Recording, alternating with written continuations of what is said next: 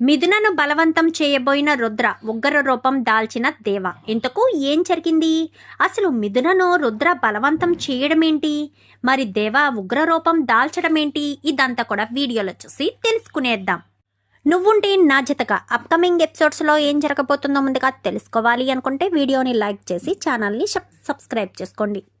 మొత్తం మీరు చూసుకున్నట్లయితే పురుషోత్తం ఇంటికొచ్చి అడిగినా కానీ దేవా రానని చెప్పేయడంతో పురుషోత్తానికి చాలా కోపం వస్తుంది. దేవా తన చెయ్యి దాటిపోతున్నాడని పురుషోత్తం అయితే ఇంటి దగ్గర చాలా సీరియస్ అవుతూ రౌడీల మీద కూడా సీరియస్ అవుతాడు. సీరియస్ అయ్యేసరికి ఏంటన్నా అంత కోపం ఏంటి అనగానే, దేవా నా చేతిలోంచి జారిపోతున్నాడ్రా, వాడు లేకపోతే నేను ఎమ్మెల్యేని ఎలా అవుతాను, వాడు నాకు ఆయుపట్ లాంటి వాడు ఉన్నాడన్న ధైర్యంతోనే నన్ను ఎమ్మెల్యేని చేస్తాడు అన్న హోప్ పెట్టుకున్నాను. ఇప్పుడు ఆ మిథున వాడిని నా దగ్గరికి వచ్చేటట్టు చేసేటట్టు కనిపించడం లేదు. ఆ మిథున నన్ను శాశ్వతంగా దేవాకు దూరం చేసేస్తానని నాకు ఛాలెంజ్ చేసినట్టుగానే చేసింది అని చెప్పి మాట్లాడేసరికి, మరి ఇప్పుడు ఏం చేద్దాం అనుకుంటున్నావన్నా అని చెప్పాను. కానీ ఎట్టి పరిస్థితుల్లోనూ నేను ఊరుకోను. ఆ దేవాన్ని నేను నా దగ్గరికి తెచ్చుకోవాలి అంటే ఖచ్చితంగా ఆ మిథునను ఎట్టి పరిస్థితుల్లో వదలకూడదు. ఆ మిథున ఉంటే దేవా నా చెయ్యి దాటిపోతాడు. చెయ్యి దాటిపోతే ఎప్పటికీ నేను దేవాని నా గ్రిప్పులో పెట్టుకోలేను, ఎమ్మెల్యేని కాలేను అనగానే ఇంకా వెంటనే రుద్ర చాలా కోపంగా, ఏంటి నాన్న ప్రతిసారి ఆ దేవా అంటావు? ఆ దేవాగాడు లేకపోతే నువ్వు ఎమ్మెల్యేవి కాలేవా? దేవాగాడు లేకపోతే నీకు ఏమీ చేత కాదా ఏంటి? ఎందుకు దేవా గురించి అంతలా తెగ హైరాణ పడిపోతావు అని చెప్పనేసరికి, నీకేం తెలుసురా దేవా చేసినంత పని నువ్వు చేస్తావనగానే, ఏంటి ఆ దేవాగాడు చేసినట్టు నేను చేయలేనా? దేవాగాడిని నువ్వు చాలా గొప్ప అనుకుంటున్నావు. దేవాగాడిని నేను ఏం చేయాలో అదే చేస్తాననగానే, చూడు రుద్ర, ఏదైనా చెయ్యాలనుకుంటే ఆ మిథునను దేవా లైఫ్లోంచి తప్పించి దేవా నా దగ్గరికి వచ్చేటట్టు చెయ్యి, అప్పుడు నమ్ముతాను నువ్వు ఏదైనా చెయ్యగలవని అని చెప్పాను. కానీ ఏంటి నాన్న నాకే సవాలు విసురుతున్నావా అని చెప్పాను. కానీ సవాలే విసురుతున్నాను రా. ఆ మిథున దేవా కలిసి ఉండకూడదు, శాశ్వతంగా విడిపోవాలి. అలా విడిపోతేనే నేను హ్యాపీగా ఉంటాను. హ్యాపీగా ఉండడమే కాదు, సంతోషంగా కూడా ఉంటాను అని చెప్పి మాట్లాడేసరికి ఒక్కసారిగా షాక్ అయిపోతాడు. ఏంటి ఏం మాట్లాడుతున్నావు అని చెప్పాను. కానీ నిజంగా నిన్ను హ్యాపీగా ఉంచే బాధ్యత నాది నాన్న. నిన్ను ఎమ్మెల్యేను కూడా చేస్తాను, నిన్ను ఆ దేవాన్ని దగ్గర చేస్తాను, ఎమ్మెల్యేను కూడా చేస్తాను. అప్పుడు నువ్వు దేవాన్ని ఆడుకోవచ్చు, నిన్ను ఎమ్మెల్యేగా చూడాలన్న నా కళ కూడా నెరవేరుతుంది అనగానే, ఏం చేయబోతున్నావు అనగానే, నేను ఏదో ఒకటి చేస్తాను కదా అని తాగి అక్కడి నుంచి వెళ్ళిపోతాడు. వెళ్ళిపోయేసరికి ప్రతి క్షణం దేవా అంటున్నాడు. ఆ దేవగాడిని ప్రశాంతంగా ఉండనివ్వను, మా నాన్నకి దగ్గర చేయనివ్వను. అలా అని ఆ మిథున మా నాన్నను బాధ పెట్టింది, ఆ మిథునను కూడా ఉండనివ్వను, చేస్తాను, ఏదో ఒకటి నేనే చేస్తాను అని చెప్పి ఇంకా రుద్ర కాస్త అనుకున్న తర్వాత ఇంకిక్కడ ఇళ్ళ సత్యమూర్తి వాళ్ళంతా కూడా ప్రతి క్షణం దేవా మిథున ఇద్దరూ సంతోషంగా ఉండడం చూసి ఇంకా వాళ్ళని ఇంట్లోంచి ఉంచడానికి వీల్లేదు, వెళ్ళిపోండి, ఎక్కడికో చోటికి వెళ్ళిపోండి అంటూ ప్రతిరోజు గొడవ పెడుతూ ఉండేసరికి ప్రశాంతత లేదు, సంతోషం లేదు అంటూ ఎంతగానో బాధపడుతూ ఉంటాడు. నాన్న నువ్వు ఇలాగే బాధపడుతూ ఉండొద్దు, ఎక్కడికో చోటికి మనం ఏ తిరుపతో వెళ్ళి ఒక 4 రోజులు అక్కడ ప్రశాంతంగా ఉండి వద్దాము అని చెప్పనేసరికి, నిజమేరా వెళ్దాము, ప్రశాంతత కోసం దైవక్షేత్రాలకి వెళ్ళడంలో తప్పులేదు, వెళ్దాము అని చెప్పి ఇంకా మరుసటి రోజు ఉదయాన్నే లగేజీలు తీసుకుని బయలుదేరతారు.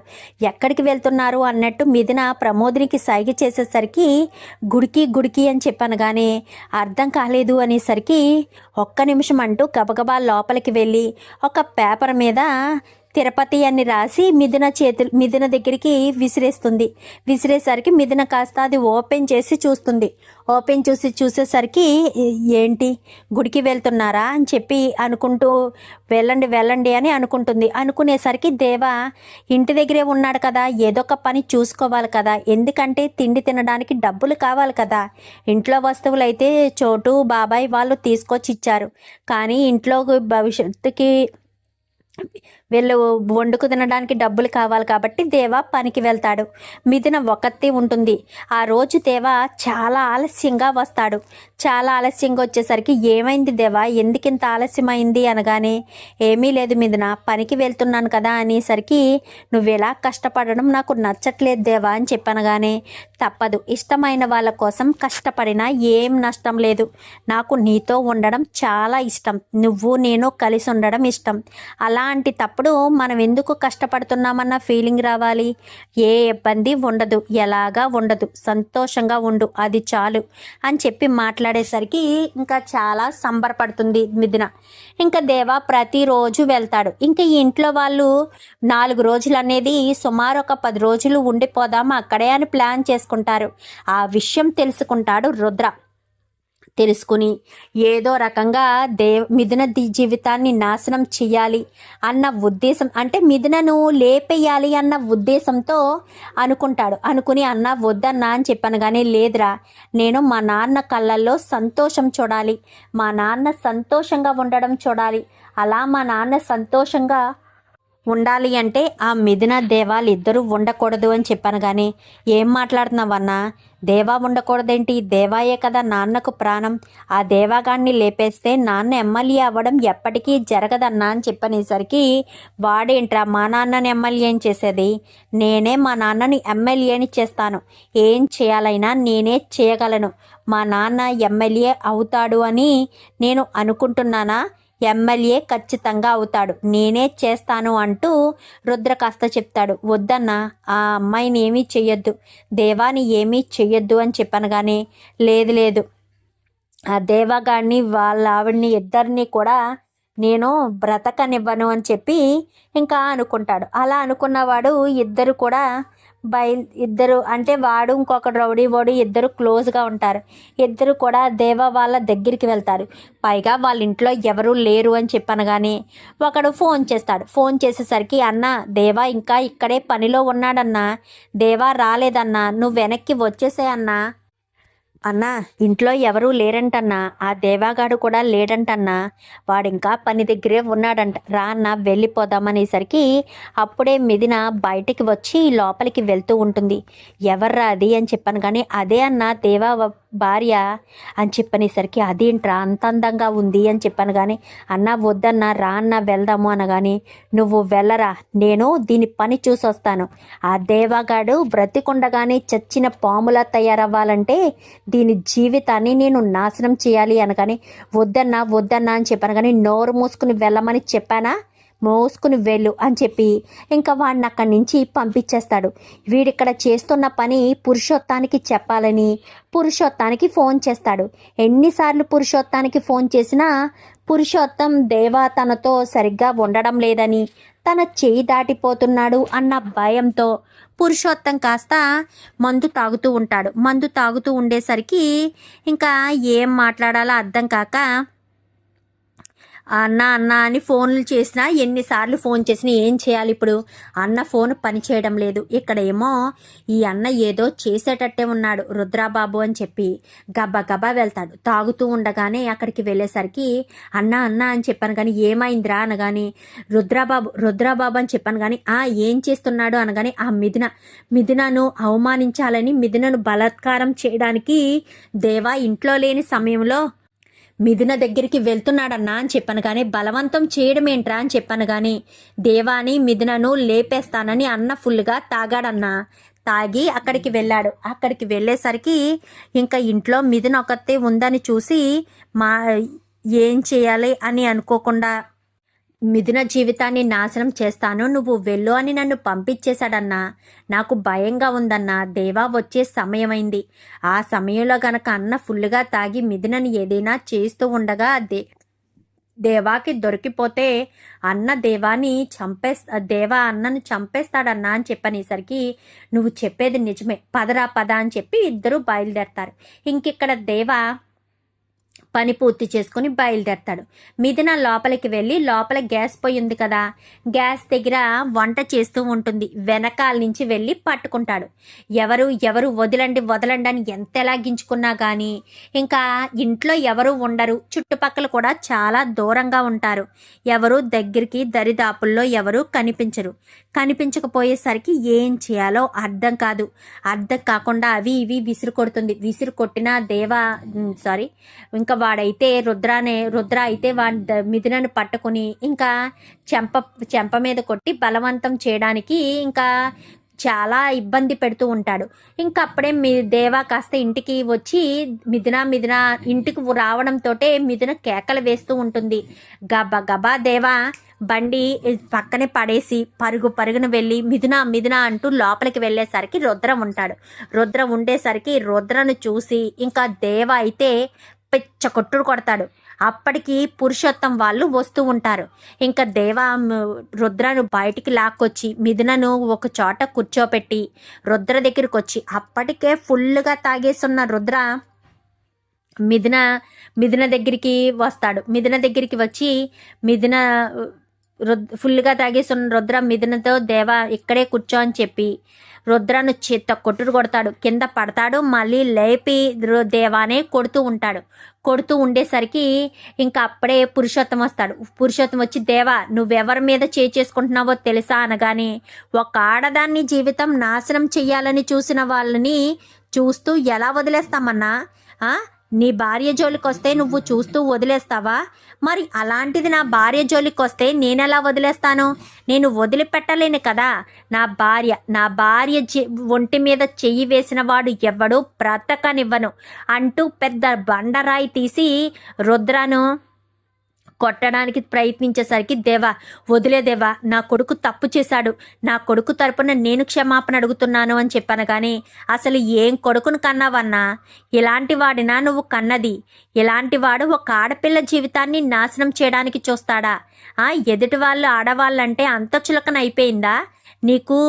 తెలుసు ఆడవాళ్ళ జోలికి వస్తే నేను అస్సలు తట్టుకోలేనని, ఎలాంటి వాడినైనా సరే ఎదిరిస్తానని, ఎలాంటి వాడినైనా సరే ఏదైనా చేస్తాను అన్న విషయం నీకు బాగా తెలుసు. నా భార్య జోలికి వస్తే అంత ఈజీగా వదిలేస్తాననుకున్నావన్నా? తను నా భార్య అన్న. నా భార్యను ఎవడైనా ఒంటి మీద చెయ్యేస్తే వాడు చెయ్యి విరిచేస్తానంటూ చేతిని విరిచేస్తాడు, కాళ్ళు విరిచేస్తానంటూ కాళ్ళని కూడా విరిచేస్తాడు. విరిచేసేసరికి దేవా నా కొడుకు దేవా అనగానే నీ కొడుకు అయితే నీకు గొప్పేమో నాకు గొప్ప కాదన్నా.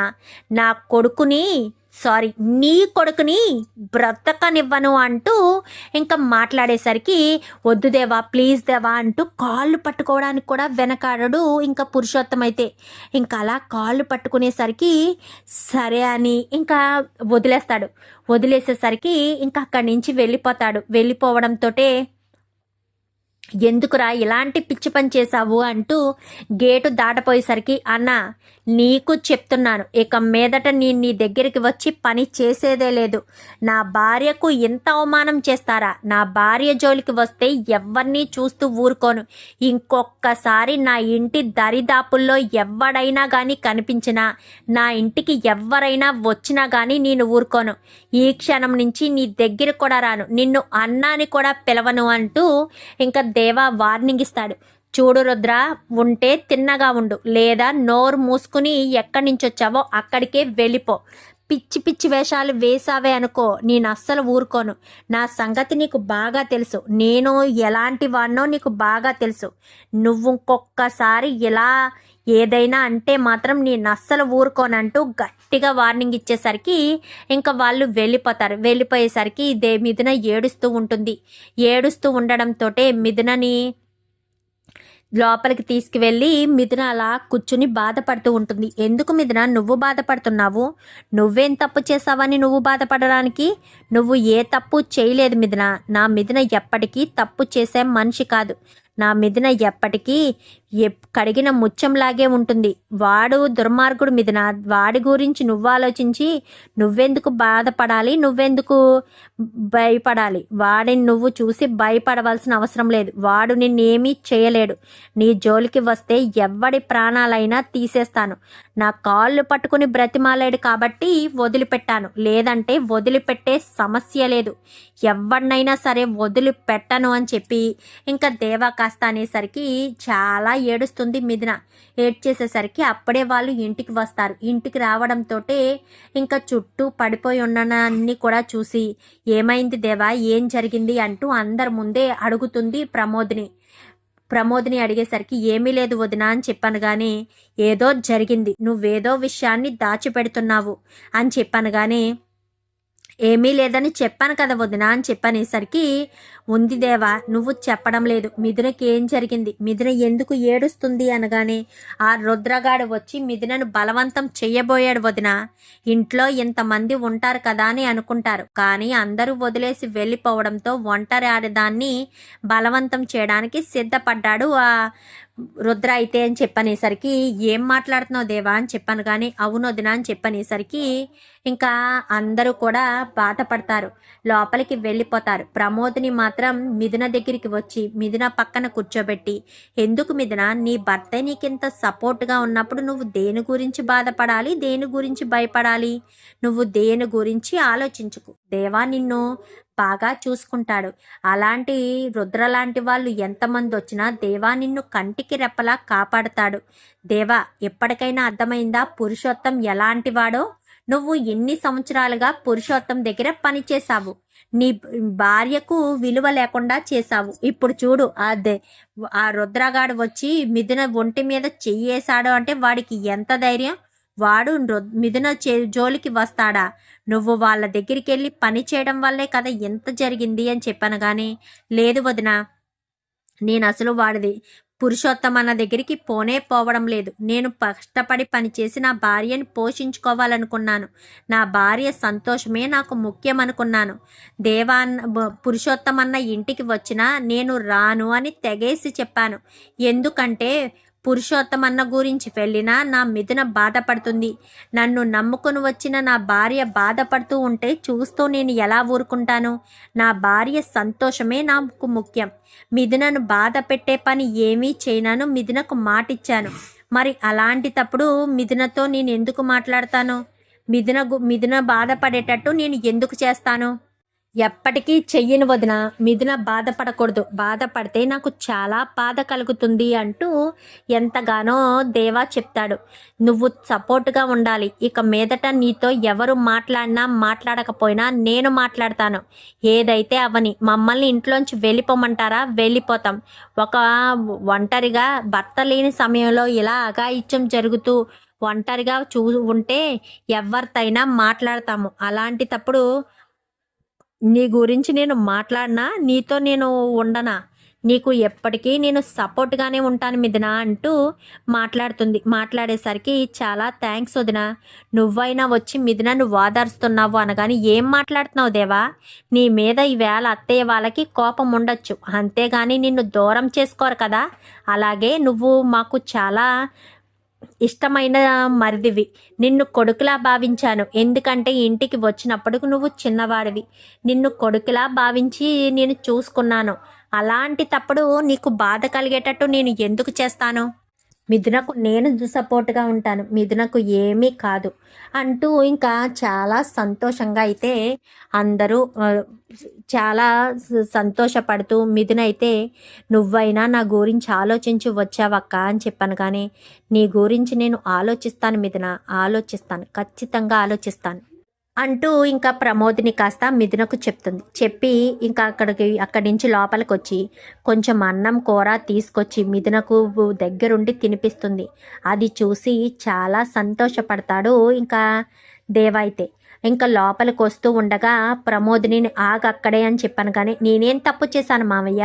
మిథున ఇంటి కోడలు, మిథునకు కష్టం వస్తే తీర్చవలసిన బాధ్యత నాకుంది. నేను ఇంటి కోడలుగా వచ్చినప్పుడు ఇంటికి ఎవరు కోడళ్ళు వచ్చినా నేను వాళ్ళని చెల్లెల్లాగే భావిస్తాను. నా చెల్లెలికి కష్టం వస్తే నేను చూసుకోనా? నా చెల్లెలికి ఇబ్బంది కలిగితే నేను వదిలిపెట్టేస్తానా? ఎప్పటికీ వదిలిపెట్టను కదా. నేను నా చెల్లెలి గురించి ఆలోచిస్తాను. ప్రతి క్షణం నా చెల్లెలు సంతోషంగా ఉండాలని కోరుకుంటాను. ఎందుకంటే నా భర్త ఒకప్పుడు సోమరిపోతులా ఉంటే తీర్చిదిద్ది చక్కదిద్దింది నా చెల్లెలు గురించి నేను ఆలోచిస్తాను అంటూ ఇంకా సత్యమూర్తినే ఎదిరించి మాట్లాడుతుంది. ఇంకా తనైతే ఎదిరించి మాట్లాడేసరికి, అంటే మాంగారిని ఎదిరించి మాట్లాడతావా అనగానే, నేను మిమ్మల్ని ఎదిరించి మాట్లాడట్లేదు, ఊరు వెళ్దాము అన్నారు, 2-3 రోజులని చెప్పి ఇన్ని రోజుల వరకు ఉండిపోయారు. ఇంకిక్కడ మిథున దేవాలు ఎలా ఉన్నారో ఏంటో, తిన్నారా లేదా, అసలు వాళ్ళు తిండి తినడానికి డబ్బులు ఎక్కడి నుంచి వస్తున్నాయి, ఏ రకంగా వస్తున్నాయి అనేది కూడా మీరు ఆలోచించలేకుండా మీరు ప్రశాంతంగా ఉండడం కోసం అక్కడ ఉండిపోయారు. కానీ ఇక్కడ దేవామిథునల గురించే నా ఆలోచన అంతా కూడా. వాళ్ళు ఏం చేస్తున్నారు, ఎలా ఉన్నారు, ఏ రకంగా ఉన్నారు, ప్రతి క్షణం నేను వాళ్ళ గురించే ఆలోచించాను. వాళ్ళ యోగక్షేమాలే నాకు ముఖ్యమని అనుకున్నాను, వాళ్ళే నాకు ముఖ్యమని అనుకున్నాను అని చెప్పి మాట్లాడేసరికి, అది కాదు అని చెప్పాను. కానీ ఇంకా నువ్వేం చెప్పద్దు, నువ్వు ఏం చెప్పినా నేను వినదలుచుకోలేదు, ప్రతి క్షణం నేను ఇలానే ఉంటాను అని చెప్పి మాట్లాడేసరికి ఇంకా ఏం మాట్లాడకుండా సత్యమూర్తి సైలెంట్ అయిపోతాడు. లోపలికి వెళ్తుంది. లోపలికి వెళ్ళడంతో, ఏంటి అంతగా ధైర్యంగా మాట్లాడేశావు అని చెప్పాను. కానీ ధైర్యంగా మాట్లాడకపోతే ఎలా మాట్లాడమంటారు? నేను మిథునకు అక్కలా అనుకున్నాను, మరి మిథున సంతోషమే నాకు ముఖ్యం కదా, మిథున గురించి నేను ఆలోచించాలి కదా, ఆలోచించకుండా నేను ఎలా ఉంటానండి? ప్రతి క్షణం మిథున గురించి ఆలోచించాలే అనుకుంటాను. కానీ ఈ రకంగా ఆ మామయ్య గారు పట్టించుకోకుండా ఉంటే పాపం మిథున ఒంటరిగా ఎంతో బాధపడుతుంది. ఆ రుద్రగాడు తన మీద అఘాయిత్యం చేసేసరికి ధైర్యం చెప్పేవాళ్ళు లేక, దేవా ధైర్యం చెప్పలేక ఎంత క్షోభ అనుభవిస్తూ ఉన్నాడో మీకేమైనా తెలుసా?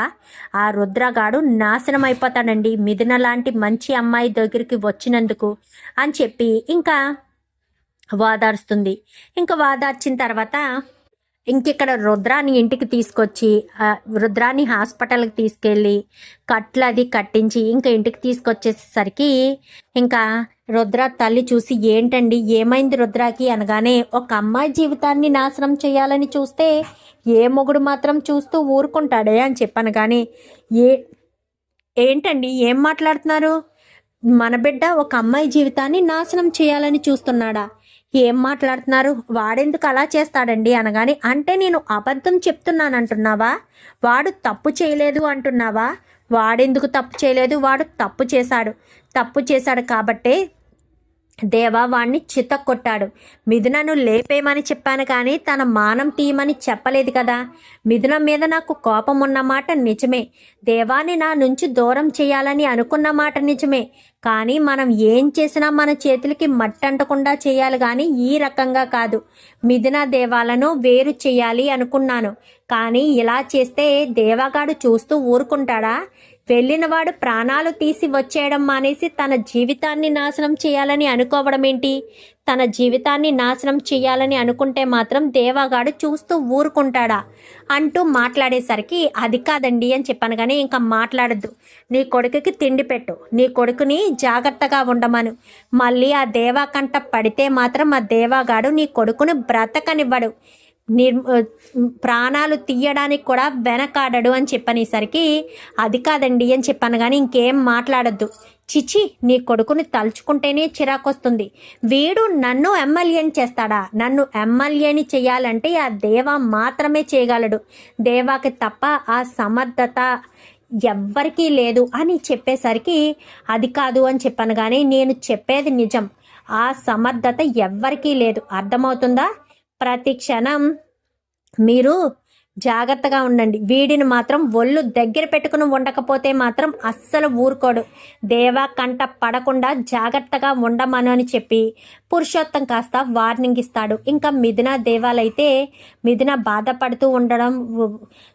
బాధపడేసరికి, వాడు నిన్నేం చేయడు, వాడు మళ్ళీ నీ జోలికి వస్తే నీ ప్రాణాలు తీస్తాను అంటూ వాడి ప్రాణాలు తీస్తానంటూ దేవా కాస్త చెప్తాడు. చెప్పేసరికి దేవా అంటూ మిథున దేవాని హత్తుకుని ఇంకా కంగారు పడుతూ భయపడుతూ ఉండేసరికి నేనున్నాను కదా, నీకేం కాదు, నేను నిన్ను చూసుకుంటాను, నీకు ఎలాంటి ఇబ్బంది జరగదు, నీకేం కానివ్వను మిథున అంటూ దేవా ఎంతగానో ఓదార్స్తాడు. కానీ మిథున పాపం టెన్షన్ పడుతూనే ఉంటుంది. ఆ సిచ్యువేషన్ మిథున ఆ రకంగా తను అనుభవించేసరికి మిథున దేవాను పట్టుకుని గుండెల మీద అలాగే నిద్రపోతుంది.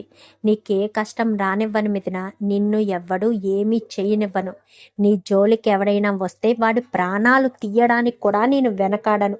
వాడు నీ జోలికి వచ్చాడు కదా, దొరుకుతాడు, వాడు నాకు ఖచ్చితంగా దొరుకుతాడు, అప్పుడు వాడి పని నేను చూసుకుంటాను, నీకు ఇబ్బంది కలగనివ్వను అంటూ ఇంకా దేవా మిథునను పట్టుకుని ధైర్యం చెప్తూ ఓదారుస్తూ ఇంకా ఉండేసరికి ఇంకా అదంతా చూసి సత్యమూర్తి నిజంగా దేవాలో మార్పు వచ్చింది, ఈ మార్పే నేను దేవాలో రావాలని కోరుకున్నాను అని చెప్పి ఇంకా సత్యమూర్తి అయితే సంతోషపడతాడు. చూద్దాం మరి రాబోయే ఎపిసోడ్స్లో ఈ రకంగానే జరగాలని మీరు కూడా కోరుకుంటే వీడియో నచ్చితే లైక్ చేసి ఛానల్ని సబ్స్క్రైబ్ చేసుకోండి. పక్కనే ఉన్న బెల్ సింబల్లో ఆల్ పై క్లిక్ చేయండి. ఇలా చేయడం వల్ల మేం పెట్టే ప్రతి వీడియో కూడా నోటిఫికేషన్ రూపంలో ముందుగా చూడగలుగుతారు. Thank you for